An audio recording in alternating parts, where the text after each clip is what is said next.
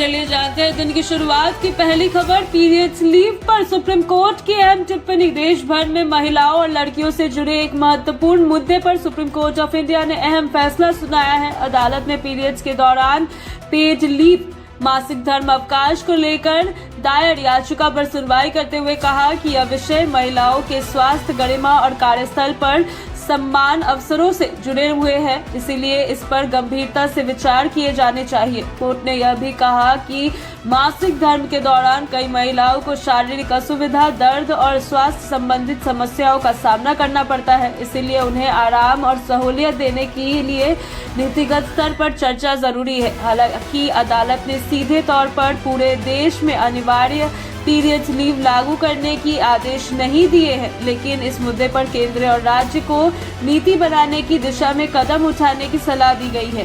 सुनवाई के दौरान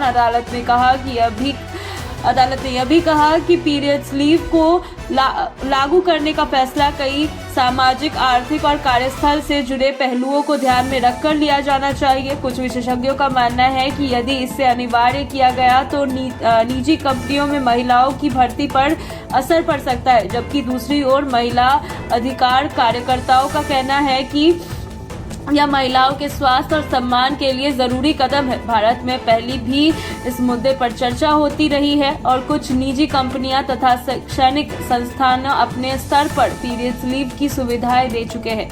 दुनिया के कई देशों में मासिक धर्म अवकाश को लेकर अलग अलग नीतियां लागू है। उदाहरण के लिए जापान, साउथ कोरिया और इंडोनेशिया जैसे देशों में महिलाओं को मासिक धर्म के दौरान विशेष अवकाश की सुविधा दी जाती है। भारत में भी समय समय पर इस विषय पर बहस होती रही है और कई राज्य सरकारों ने इसे लेकर प्रस्ताव या चर्चा की है। सुप्रीम कोर्ट की इस टिप्पणी के बाद उम्मीद जताई जा रही है कि आने वाले समय में महिलाओं के स्वास्थ्य और कार्यस्थल पर समानता को ध्यान में रखते हुए इस दिशा में ठोस नीति अपनाई जाएगी। यह फैसला महिलाओं के अधिकार, स्वास्थ्य और सम्मान से जुड़े मुद्दों को राष्ट्रीय स्तर पर चर्चा में लाने वाला महत्वपूर्ण कदम माना जा रहा है।